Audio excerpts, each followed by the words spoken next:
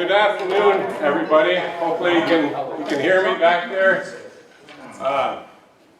Some people have referred to me as a bit of a loud mouth, so hopefully you can hear. Anyway, I'm Ben Wright. I'm Executive Director of Tenco. And what we wanted to do today was provide an opportunity to talk about the crisis stabilization home and what it is, what it means for the community, what the impacts are, etc. And before I open up the floor we have hopefully a couple testimonials. I want to talk about first what the crisis stabilization home is.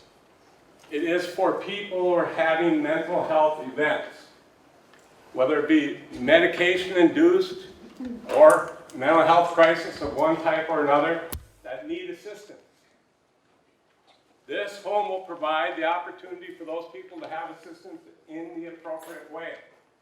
Right now, their choice is to go to the ER, sit in the ER until they are assessed, and then potentially either sent home or transported to another county in another part of Iowa for long-term care. There aren't a lot of options. So the county asked Tenco to step up as a community-based provider, which we already do. We already have homes here. We already have homes in a ton elsewhere. To provide an opportunity for these people to have crisis stabilization, and this is going on across the state. People have recognized that if we intervene early and we're able to get them appropriate support, that can stabilize their situation and they can hopefully go home within a short period of time. That's the intent of the home. There's a lot of misinformation that I've heard that has gotten back to me, so I was going to talk about a few of the things that the crisis stabilization is not. It is not a halfway house. It is not a substitute for jail. It is not a psychiatric unit. Not a locked facility. People can come and go on their own accord. It is not, gotta grab my notes.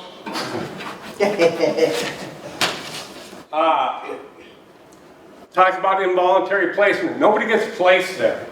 They get transported there on their own accord for support, okay?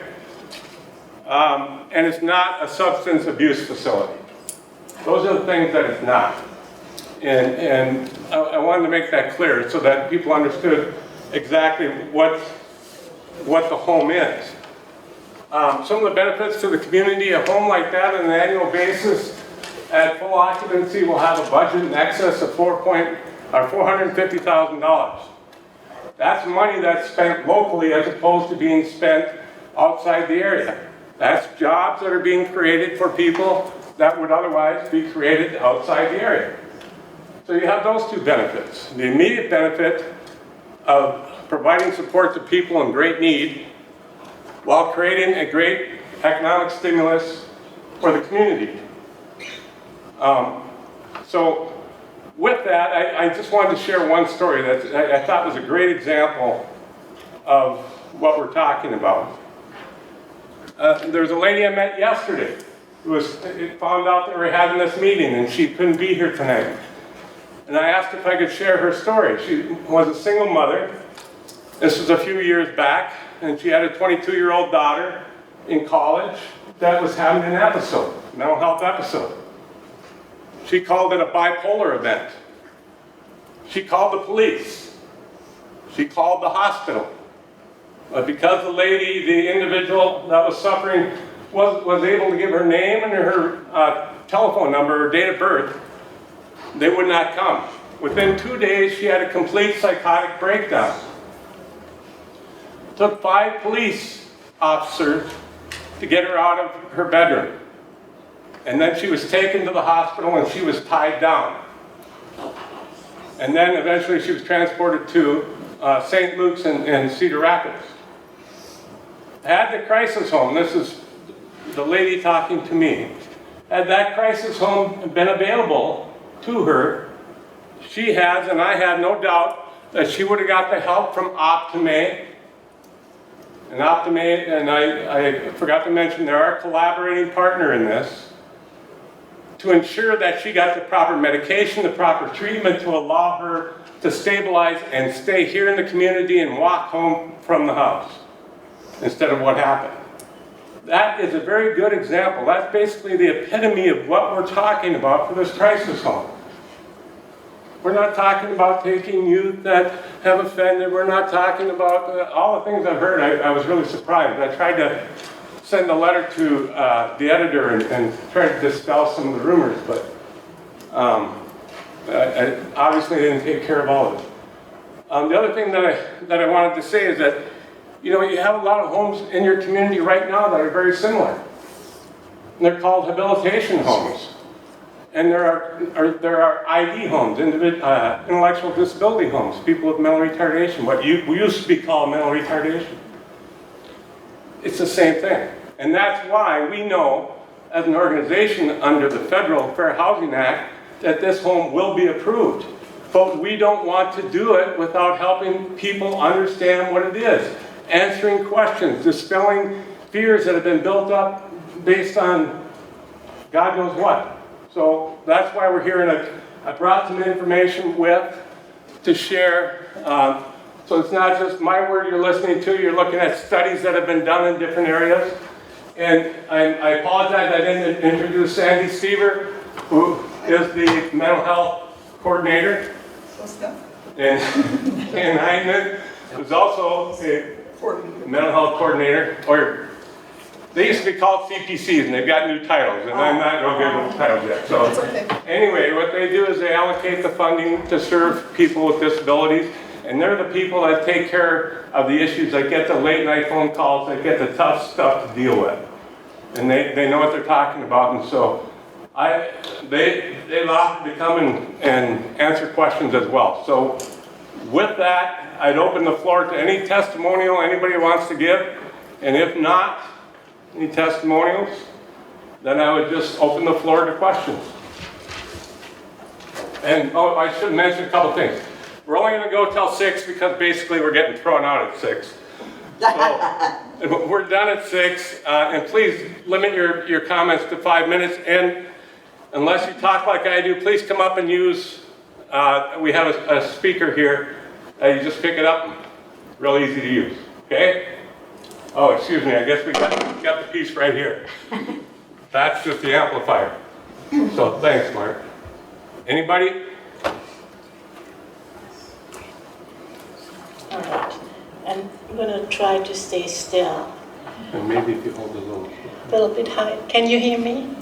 My name is Karen Kwas-Howring, and I live at 807 East Burlington, directly across the street from the supposed to be creating crisis stabilization home. Let me be clear, I have nothing against the home.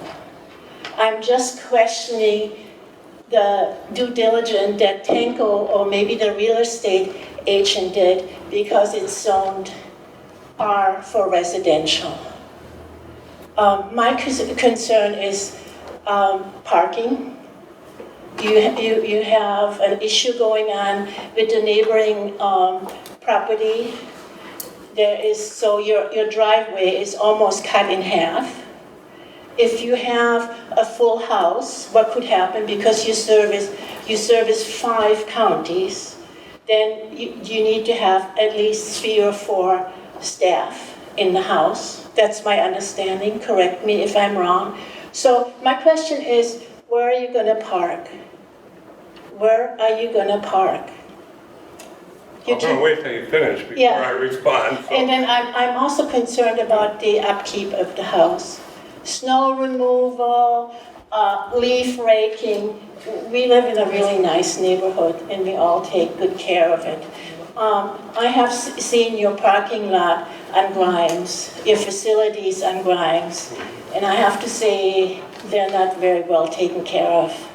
I also want to mention I'm a mother of a disabled son, so there is no prejudice at all. But just looking at your parking lot, and I have been in and out of your facilities, especially in the winter, it's atrocious. So that gives me, that's not a good thing. I have my doubts that you can take care. I know you have several homes in the community, but I have my doubts that you can really take good care of the home. You done? Yes, I'm Okay, done. I can respond. Well, thank you for your comments. With regard to the driveway issue, that's going to be resolved, and I can't get into detail yet about that, but we know for a fact that that's No, I'm just passing out handouts. That's going to be resolved. Sandy's now passing out a flyer that I was able to find. It was a research study that was done with regard to people who have real problem with the idea of the home being in their backyard. They might support the home, but they don't want it in their backyard for fear of potentially the not in my backyard, and also the other article is for fear that it'll reduce their property values. And there's a study by the University of Minnesota that was 525 different properties were evaluated across the country. And all I can say is read the study. It'll tell you that property values are not devalued. With regard to the parking, if anybody would like to contribute the money that would take the blacktop our facility on Grimes, we'd be happy to take it. We have ongoing problems because it's gravel. We understand that, and we'll have to get it taken care of. But with regard to the 17 other homes that we have, never had a complaint. We either mow and shovel or have the snow removed by somebody else or do it ourselves or whatever the case is. We've never had a problem with that, and I have no doubt, especially given what I know about Harry, that we won't have any problem with this home. In fact, if you've noticed, that home has been totally redone, both inside and out. They've taken care of the landscape on the outside of that home, and really, it's a beautiful home. And hopefully we can give tours and let you guys see it. So hopefully that answers your question. Anybody else? Come on up if you like. Hopefully I don't have to play with that. Can you hear me?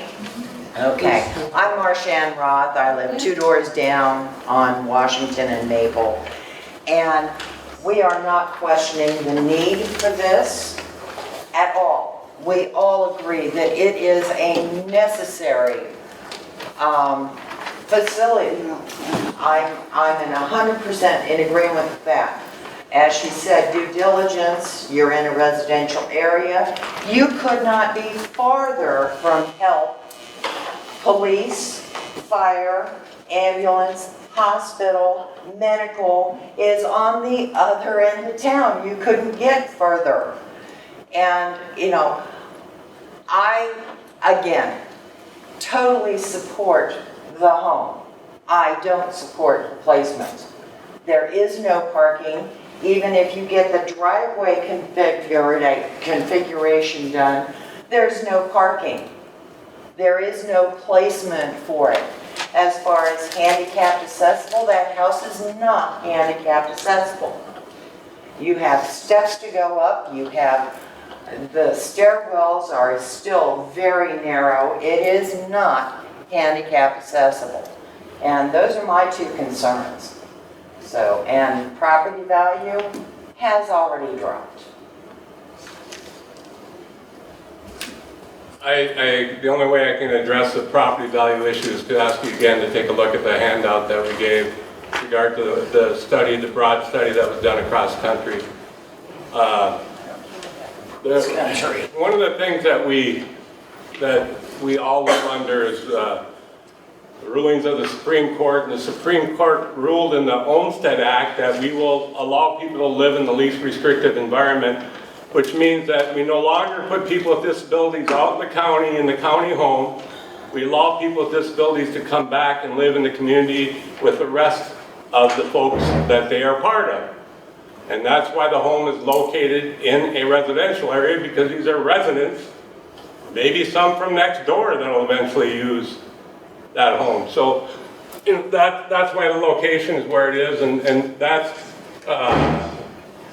protected under the Olmstead Act and under the Federal Fair Housing Act. With regard to accessibility, we have other homes. If we have somebody that is in need, that needs to go, that has physical limitations, they could potentially go to one of our other homes or one of our facilities. That particular home does have stairs, but the majority of people that we serve that have mental health issues do not have accompanying physical issues. Unlike some of the folks that we serve with intellectual disabilities, sometimes have accompanying physical issues that require us to ensure that there isn't any steps, that we have adequate access for accessibility. I might also mention, Ben, we started a crisis stabilization unit service in Burlington, Iowa, where my office is. And we do have a five-bed home-like facility, which is handicap accessible. So if somebody from this area needed, that to use that facility, this is in the same region. We're in an 8-county region together. And so they could always come to our crisis stabilization unit if they'd like to. I prefer being as close to family and friends as possible. So if there's something closer that way, then they don't have to come to my facility. It is open to people if they have that need. So, and we just started ours July 1st, so it's a brand new service. How's it going? It's going really well. It's taken a while to get the word out that it's open and everything. One of the big problems we had was, we have a hospital with a behavioral health unit, with 4 to 8 beds open for people who are having behavioral health needs. But those beds were always full, and so we were having to send people clear across the state to get help when they show up at our hospital. And so we wanted to come up with more local options so that if somebody presents at the hospital or they have a mental health crisis, they could get evaluated, and if they were appropriate for a crisis stabilization service, they could go to this crisis stabilization service instead of the hospital, so that we'd have more open beds for people that need the medical care. Maybe they need their beds adjusted. That can't be done in the crisis stabilization home, but it could be done in the hospital. Or they need to detox or something like that. That's done in the hospital. So yeah, it's really, what it's done is helped us to serve more people who need hospital care right there in Burlington and not have to send as many to other hospitals in the state. We still send people to other hospitals because it hasn't solved the whole problem, but it is helping. It's helping, so it's an extra option. And then I just want to add to what Ken just said. And by the way, good evening. Most of you know who I am, but I wanted to say good evening. Anyway, here in Jefferson County, as Ken mentioned, we're one of 8 counties that would be participating in our crisis home. We were unfortunate in that we were not able to try and get rolling and get started on July 1st like the crisis home in Burlington was able to do. But ours would be the second home in our new region, which is called Southeast Iowa Link. In case you ever see that or hear of it, that's what we are, SEAL region. So in reference to what Ken was saying though, we in Jefferson County have had a need for crisis home or for the stabilization part of it. Well, I didn't start keeping statistics until June when we started winding our way down to this part, but we've had a need for at least 2 on an average every week here in Jefferson County. And the most recent one has gone to the crisis home in Burlington because we did not have ours open yet here in this community. Ours is also part of Burlington, just trying to clarify, because we all work together with this. But this individual that went is just to give you some data, is a young person barely out of high school with family, with parents, with grandparents, with great-grandparents from this community. Everybody understand that? It's somebody from this community that needed to be stabilized and was unable to stay with his mother and father. Unable. So we were fortunate in that at that very moment that I telephoned, they had just had a discharge and was able to bring this young person into that facility. And when I say young, They don't take anybody unless you're at least 18 years old, but to me, that's pretty young, very young. And when you're having that kind of a crisis, and if you were the parent, would you want to think of your child going all the way from not necessarily to Burlington? We're fortunate to have Burlington, but what about Sioux City? That's what's happened in the past. And so I just wanted to make that quite clear that we're here to stabilize, not substitute for hospitalization. We cannot be a substitute. All the people that enter our crisis homes have already been screened and evaluated through individuals, through staff from our Optime office, which is called Life Solutions Behavioral Health, and they do that while at the emergency room at the hospital. Anybody else that comes in from any other county within our 8-county region would be getting that also from their local hospital and local mental health center. So that's all I have to say. Thanks. And they work really well with the other providers, the mental health Oh, yeah. providers and everything. And so that people, before we had the crisis service, a person could call for an outpatient appointment, but if they were brand new to the system, it would take 3 or 4 months for that person to get in to see a doctor and get some medications. Well, now, if they really need to get in, we have it set up where the crisis staff and the local mental health staff can get people in right away. Within a day or two, they're getting in to see a psychiatrist, getting the right medications, and a lot of times that'll get a person right back on track. So it is a short-term service, a voluntary service, but it really gives some neat options for people, and so they don't have to wait so long. Yes, You said could you please come on up? I just have a question. You said your program has been open for 3 months now? Is that right? How many times has law enforcement been called to your program to intervene? None. I don't believe any. I call there frequently because I have individuals there, and none is the answer. Nor ambulances, nor the fire department. They have staff, and the staff take care of things and help the people. Well, that's a good point that Ken's making that I forgot to mention, that the home is staffed for 24/7. I mean, there's always staff there. Plus they have a vehicle, and so it really, to be honest, it doesn't operate much different than anybody else's home. It's just, I think it's nicer, like having a vehicle at the crisis service. Before, we were having people transported by the sheriff's department a lot to get to crisis, get to a hospital, wherever there was an open bed. And the crisis staff can actually go in their van, or whatever vehicle you're gonna have, and pick up a person in crisis and take them to the crisis home. And it's just a lot better for the person than the back of a sheriff's.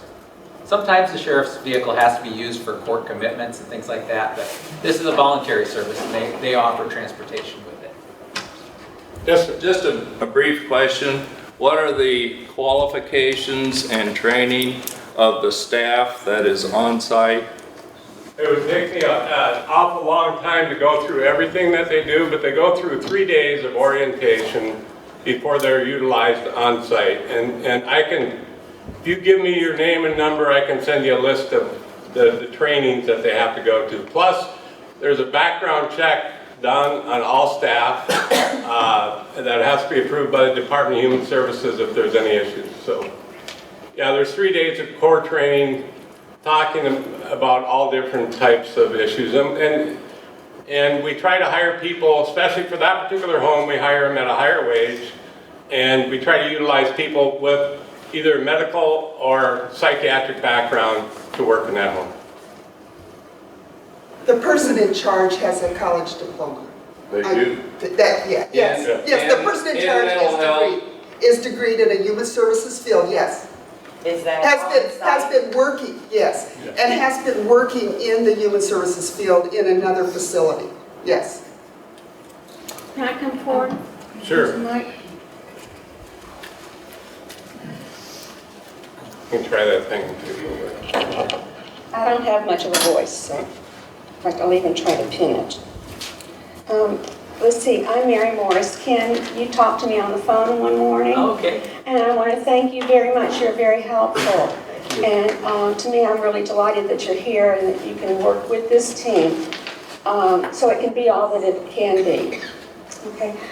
My husband and I called the meeting, first informational meeting that was here about a month ago, and I cannot tell you everything that we talked about at that meeting, but one thing we all agreed on, even back then, was that this is a good thing. And it needs to be done, and it needs to be done right. And I think this is the only place that we differ on how to get it done right. As neighbors, we can see the parking situation better. We can imagine in our minds the difficulties that might come up. And just now, Mr. Wright, you said you hire a higher level of employee, staff. Okay, so obviously there's a reason for that. There's a greater need for care for these people, which we appreciate. I also have a disabled son, and he has stress syndrome, and it affects his behavior. When I was going around the neighborhood telling people about things, that a great many of them said that they have a disabled family member. And so there's a lot of sympathy among us in our neighborhood for the situation, but we would like to be able to work with you to find a better location. I've seen inside, the house is beautiful. It was beautiful before, and it's even more beautiful now inside. So there's a lot of things you're doing right, but we really feel that it should be in a business zone and not in R2. But I want to thank you all for your hard work, because I know this is hard to get this done and done right. And we hope in the future that there's more interaction between the county and the city and the various organizations.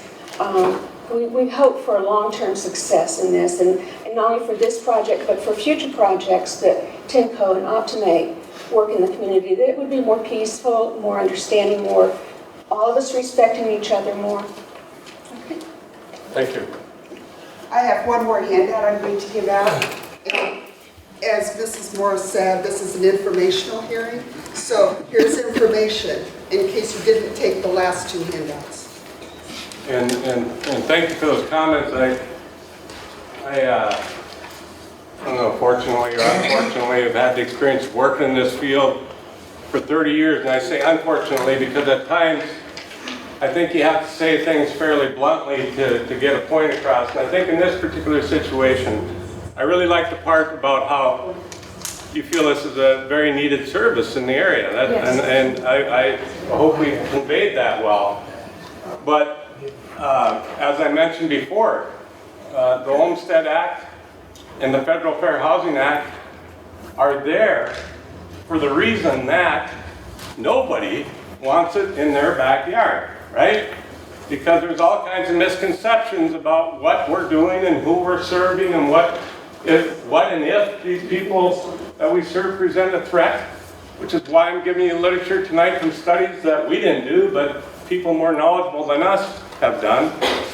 But I don't think there's a spot in town that we could put this home and people would jump up and down until after it's been open for a while. And I'm telling you, so many times after we open a house for a while, they're going, these guys are great neighbors. There's no problem. Sense of guilt. And I really believe that'll be the case here, is that it'll be a non-event. We'll open the house, people will be served, the county will save money, people will benefit from it, and hopefully the neighbors that are here will be able to say, look, I'm glad it's really a non-event, and yeah, it really, in the long run, has not affected my property values. But me telling you that here tonight is only words, which is why I brought along some supporting documents. And these people are nice enough to come and talk about other experiences in the state. We're always trying to do things a little better than we have been doing them. And that's all this is, another step towards doing a better job of meeting the needs of people in the community. That's all we're trying to do.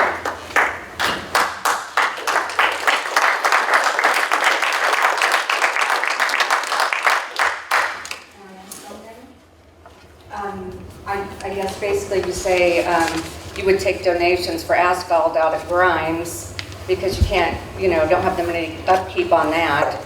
how come you can pay several $1,000s over the assessed value of the home that you did pick, and why did you pick the particular home you did? What? What? Well, she was asking why we would take donations for asphalt and grinds, but yet we're able to buy this home. I guess it's to an extent a matter of priorities. We'll gravel that parking lot and we'll keep doing it, and we'll always have people that'd rather see a nice paved parking lot. But what's more important? Fixing a pothole or making sure that the people that are in... What's the house assessed for 149, you give 179 grand for it? John Morrissey got bought Tenco, excuse me.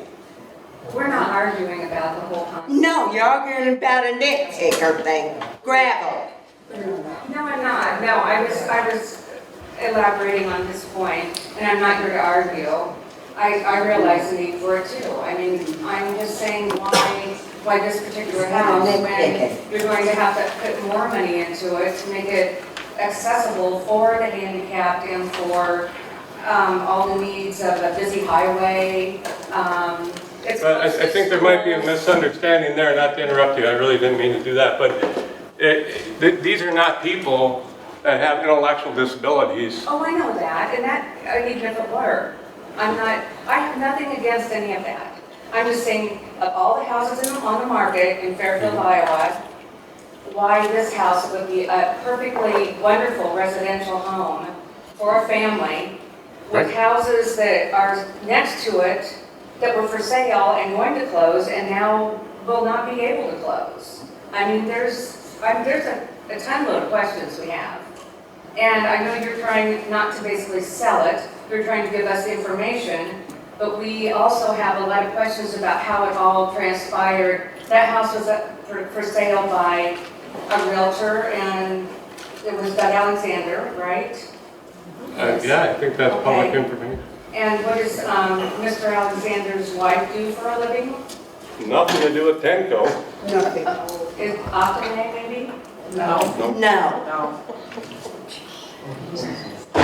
No, I think that we found a house, we liked the house, we were looking for a 5-bedroom house, and if you looked at the market at that time, and we believe there were only 2 houses on the market that were 5-bedroom, and that was one of them, or that we could convert that into a 5-bedroom.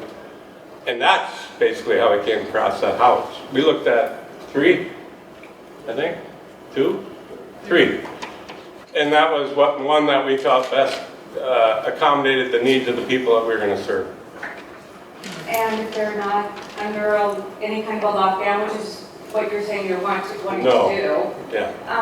So what keeps them from leaving and going over to the high school and selling prescription drugs? Oh, gee. To imply that people with mental health issues are more... I'm not saying that. Excuse me, I allowed you to finish your sentence, I'm just trying to finish mine. I think we just handed out a flyer that talks about the fact that people with mental health issues are no more prone to violent acts of any type than anybody else. Exactly. So that's the same as saying, what's to stop somebody down in the 600 block of Burlington from having a meth lab? You know, I mean, we have no way of knowing what's going on from one place to another, right?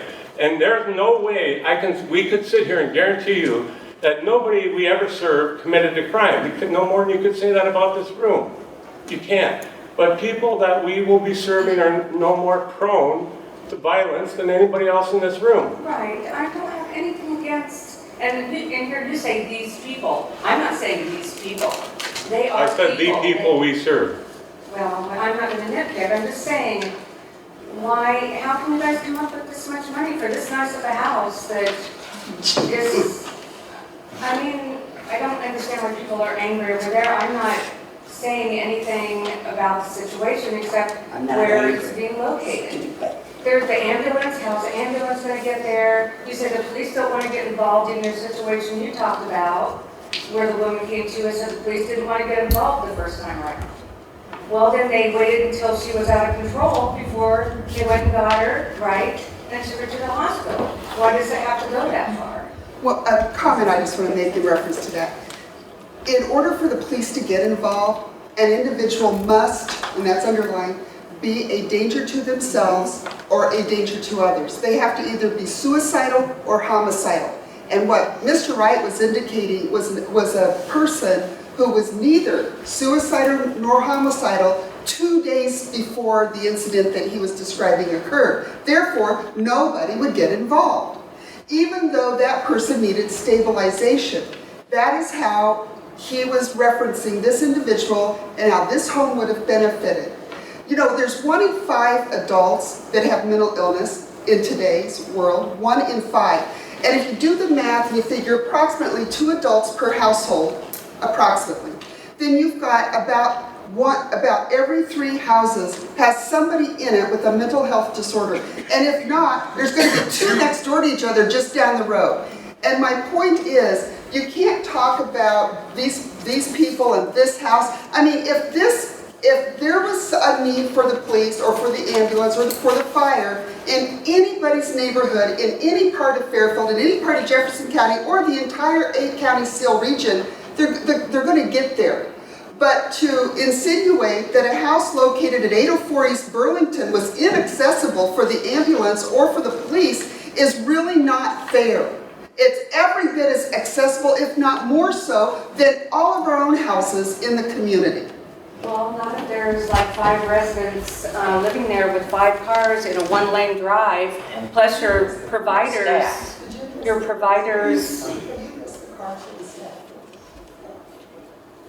staff has to have vehicles. Right, and I had mentioned that, and I can't go into detail how we're going to do this, but I can just assure you that parking will not be an issue, okay? But that was still the ideal house in the whole town.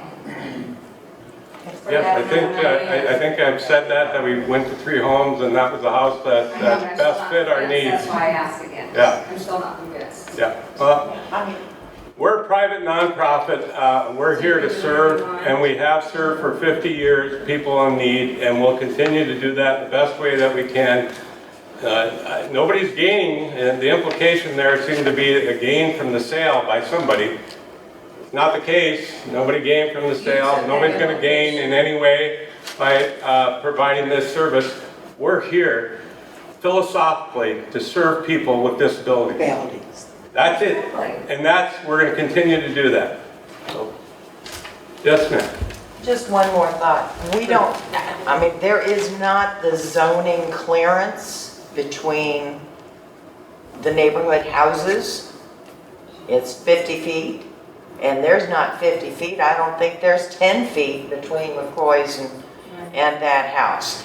Your driveway is split, so I don't know that you're spending more on the neighbor's drive and buying it from them or what you're going to do. But the zoning is not there. And that's why we're going to go to the adjustment board, and the adjustment board will offer a decision with regard to that home. And we'll go from there. Yes, sir? Was there a reason that you limited it to 5 beds? That's what was requested by the county. When you go to the issue of the Olmstead Act, least restrictive, and you want normalization, which means beyond that would be more of an institutional type setting. 5 beds was even pushing it, but that's the number we stuck with. That's kind of the way it is uniformly for the other homes that are going up, as far as I know. It seems we're going to be, it's actually a pilot, so we're going to be reviewing it and looking at all the data connected to both the Burlington home and this home after it's been in existence.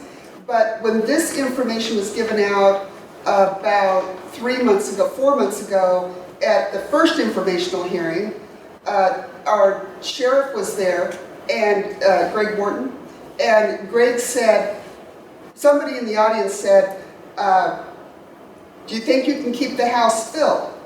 Well, yeah, and more than. But it was Sheriff Morton that said, keep it filled. He said, I'm wondering how many more of these we can get.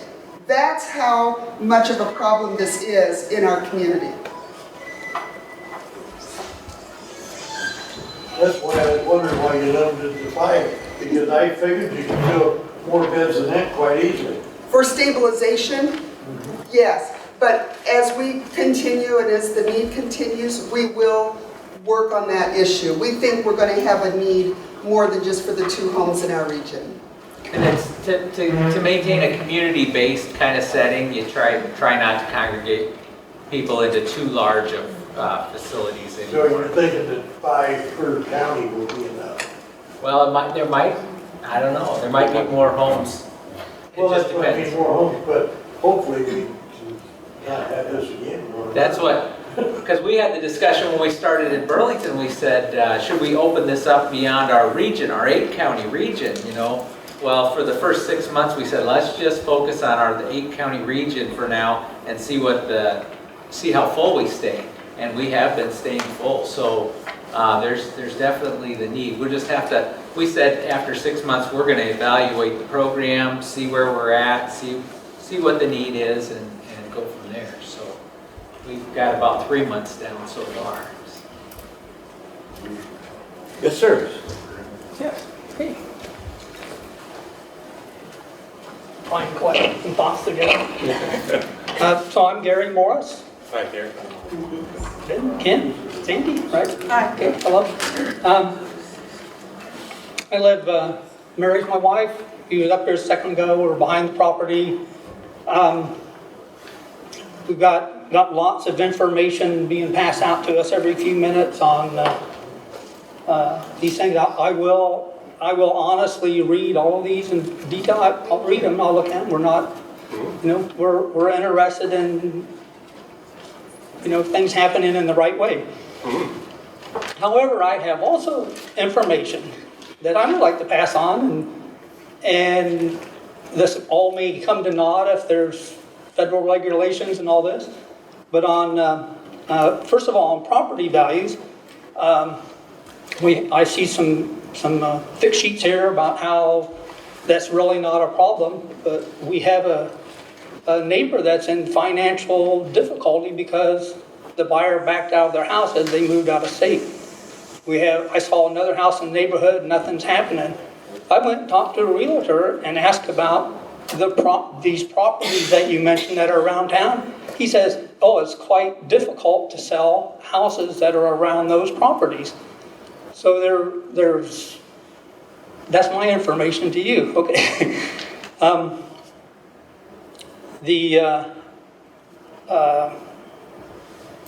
You mentioned there was a meeting where several months ago where this was introduced, and I was wondering why. That was you, Sandy. You said the sheriff was there. I'm curious as to why the mayor and no one on I would be curious city myself. Yeah, no one knew about We it. weren't invited, we didn't know about it. I don't know who Okay, put so- it together and who invited, okay. so maybe it wasn't. Okay, so maybe it wasn't public. It Yeah. sound like Ken you were. wasn't there, Cody Okay, Amison was. okay. Which meeting? It was at the hospital. Yeah. Oh, that meeting. Yeah. I thought you were talking about the public meeting that they had with regard to, Lee No. Dimmitt went to that one. That was a That week was, ago or something. yeah, and that was, and we were not invited to that one, that's what Okay. I'm speaking. Okay, That was at City Hall, it's on that pad. Okay. I bought the CD. On the, so you're going through the process through zoning and to Board of Adjustments. If they would decide against you, are your plans to take legal action, Fair Housing Act or civil rights? Excuse me, I was gonna say, that'd be up to the board of directors of Tenco, and at this point, we haven't had that discussion. Okay, and, because that's, I mean, it might be if it is the law, and that's what it is, and that's what it is, but if it's kind of a heavy-handedness, it's really kind of an insult to our community and our neighborhood. I think, This is, many people in the neighborhood have, you talk to 1 in 5 mental. When we had our meeting with our neighborhood, every single person from the neighborhood said the same thing, that, the ones that have come up to talk says, oh yeah, I've got a family member. Everybody does, you don't have to sell us on that. We've signed your support sheet. thank you. Okay. I don't know a lot on the Fair Housing Act, but I ran across something that that there's a stipulation where it has to be fair for both parties. And with the situation, especially with property values now, you're the only one in the neighborhood that could sell their house and get a fair market value. I don't believe at this point that we've got a neighbor that can't do it. There's been other, there's one buyer drop out, there's been a couple more as soon as they find out what's going on. It's really,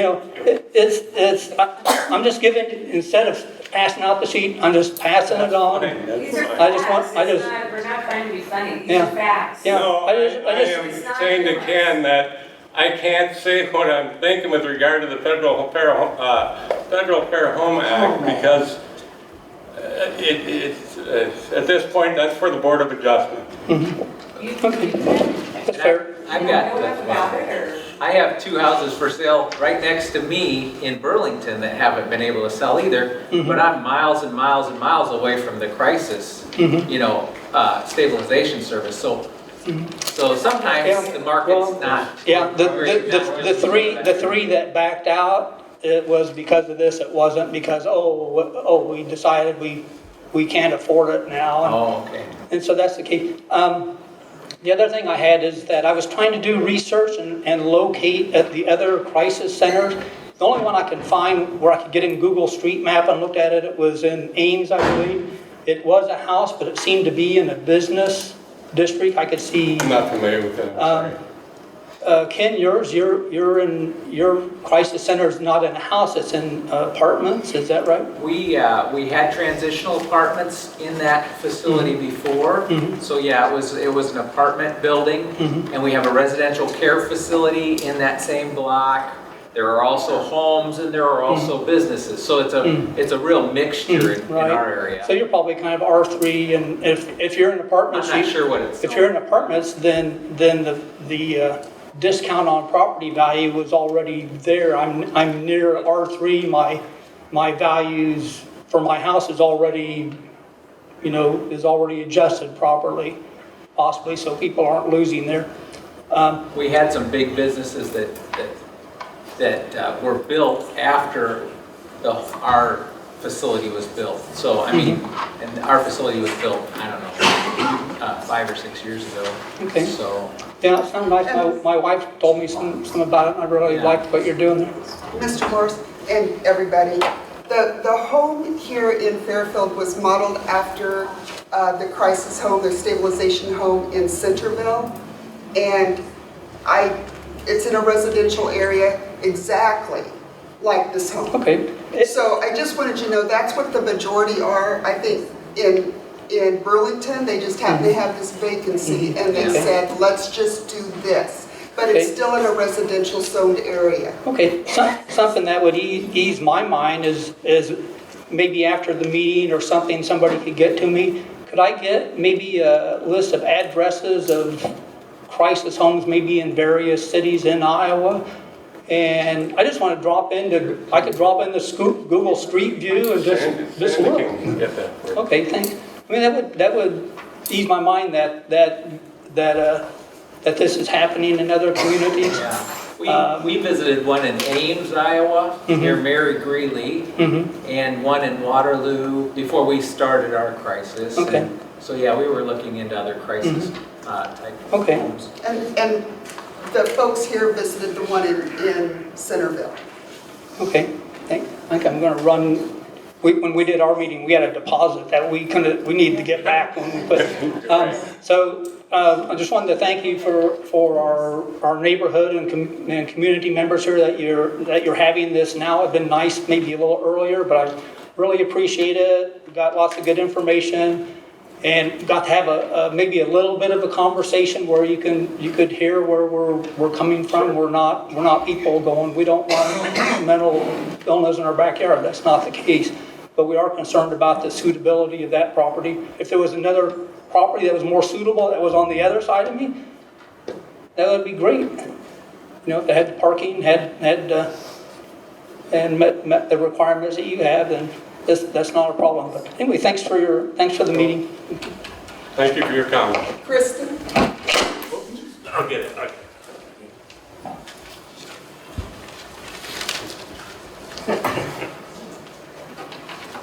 Well, I'm not sure I'm gonna be able to get this back. I don't like mics anyways, you're good. Here. No, that's okay. All right. I'm gonna pass over the mic, so I'm really honestly not prepared.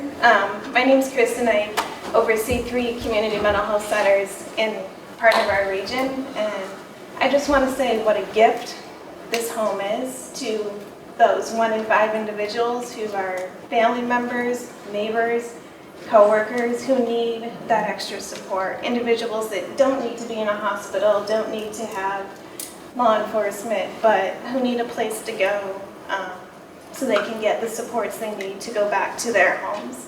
And I've been part of the team that does assessments, and I've referred people to Ken's home. I've seen the gratitude in those individuals, and I've seen what a positive thing it can do. And I can assure you, when we send someone to this home, it's not someone who needs law enforcement. It's not someone who needs to be in a hospital. It's just someone who needs some support. Otherwise, we would send them to the hospital. So that's all I have to say. Thank you.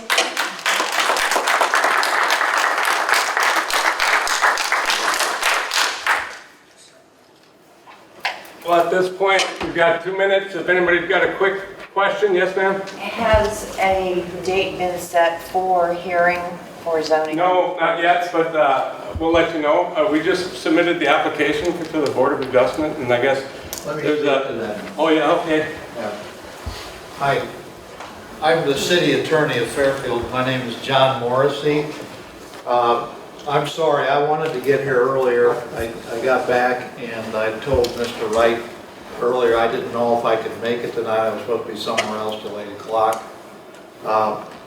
They submitted an application. They're represented by an attorney from Cedar Falls named Gary Jones. I was on the phone with Gary.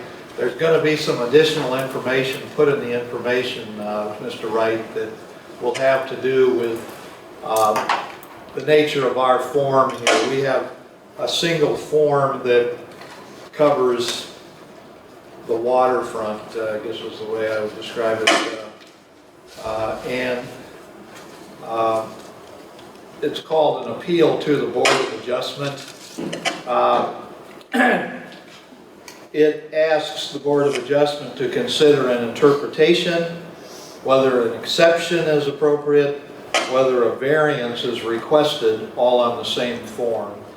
And what this looks like, and I expect what Mr. Jones is going to submit back in some additional detail, is that there'll be a request that this be considered as a conditional use or a special exception, which are things in our city code that the Board of Adjustment is the determinant board for.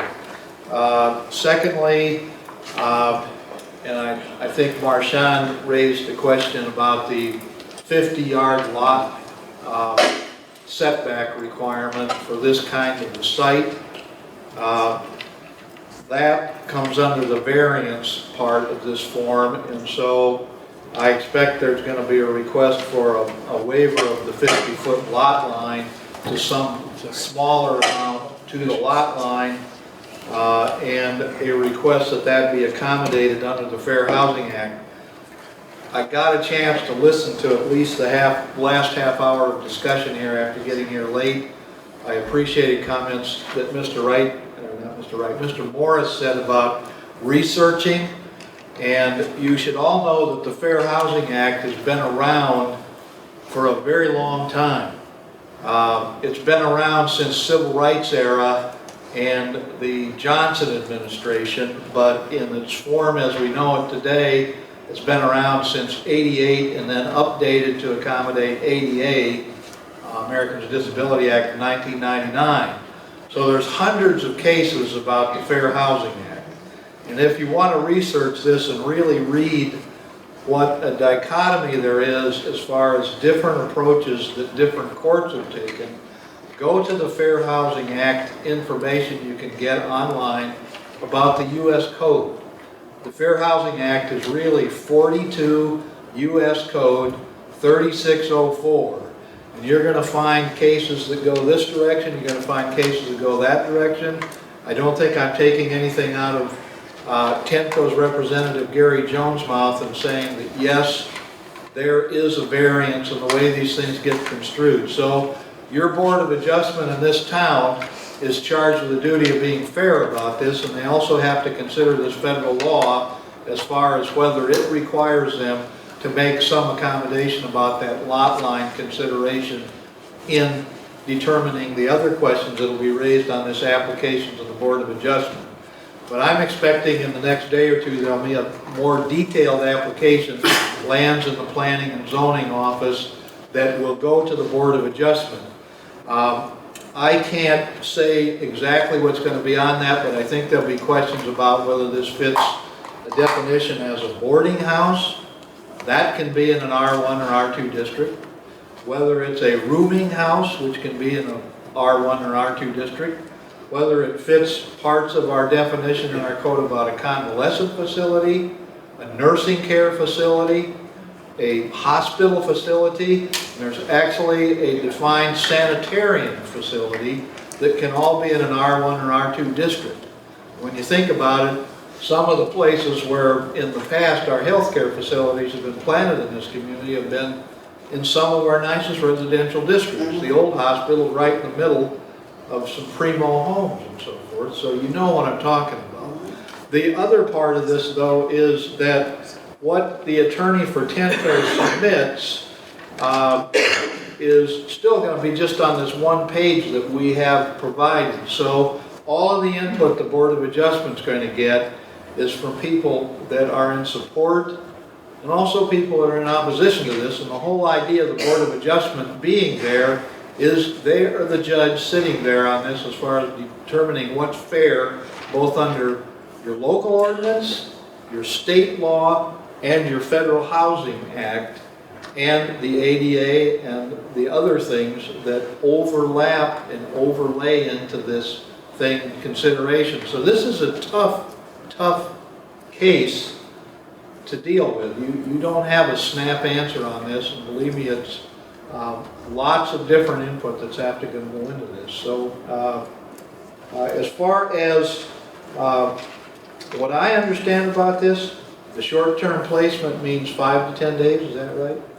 The Board of Adjustment is going to have questions about that and how you see it playing out in regular use, because the use, USE, is going to be the question that they decide first. And after they decide that, they decide whether there's variance appropriate, whether there are conditions. When you talk about conditional use, you usually start out as short term and then they get into longer term and they call it a special exception permit as well as a conditional use thing. First you take the conditional uses, you figure out if those are going to make it work better. And I've had a conversation with Mr. Jones, and Mr. Wright I think is aware of this too, about the idea that at that site a safety concern for the residents themselves might exist over stepping out the front step. You have a 3-foot wide parking and you're on a street that's busy certain times of the day. How do you deal with that? I think both the attorney and Mr. Wright are thinking maybe there needs to be a gate out front, maybe there needs to be fencing or something that prevents a person from actually stepping out into harm's way. That's just one security safety consideration out of many that could be a condition on the use that the Board of Adjustment would also have to consider after they decide what the use is. So this thing's going to evolve in front of the Board of Adjustment. You have to understand this might be a very long hearing. It might be a decision that the Board of Adjustment takes its time on to get things sorted out. They want to be fair to everybody. They want to hear both sides on this. And I guess the ultimate outcome of this, I can't predict for you. And I don't think anybody up here is laying odds. They're saying it has to go through that process. It's not a violation of the Fair Housing Act on any standard that Mr. Wright's attorney could lay out for me to require Tenco to go through the zoning process. That's called exhaustion of local remedies. And the case law seems to say you don't just get a pass on this because it's for this type of housing versus other type of housing. So Board of Adjustment's the proper place for this to land. I think everybody's agreed on that after some back and forth discussion that's taken place in the last 3 or 4 weeks. And we still have a fair hearing coming up. The process on that, everybody that's within a perimeter of 200 to 300 feet, the City Hall mailed notice that will go out, plus the published notice is going to hear that this is going to be out there at least 15 days after your notice. And same for the applicant, at least a convenient time for them, at least 15 days advance awareness of this. It can be more than that, but I suspect that Tenco would like to have this resolved as soon as possible, and I would suspect the neighborhood wants to too. So they're going to try hard in the planning office to make sure the notices happen. But Mr. Jones, in his conversation with me earlier today, said there will be some additions to the application that went in. I won't say I apologize for the city form of application, but we don't get this kind of application very often, and it's an all-purpose form that has to be fashioned in such a way that it catches all of the possible considerations that the board is being asked about. So that's what we've got to work with. I tell you that both for the benefit of Tenco understanding where it's headed next and you understanding where it's headed next. I have to stay out of this as far as the Board of Adjustment is the judge. Not me, not Mr. Wright, not Mr. Wright's attorney, but you'll hear more. But anybody that is not sure about the general time schedule, sometime in October, there will be a Board of Adjustment hearing. You'll know about it. And there won't be anything that should be misunderstood there, okay? You're already in it. Thanks, Mr. Percy. Thank you all for coming, appreciate it. We're already over time by 10 minutes, we're gonna have to shut it down, but again, thank you. And we have a website, tenco.org. My email address is on there. If you need to get a hold of me, feel free to do so. Thank you.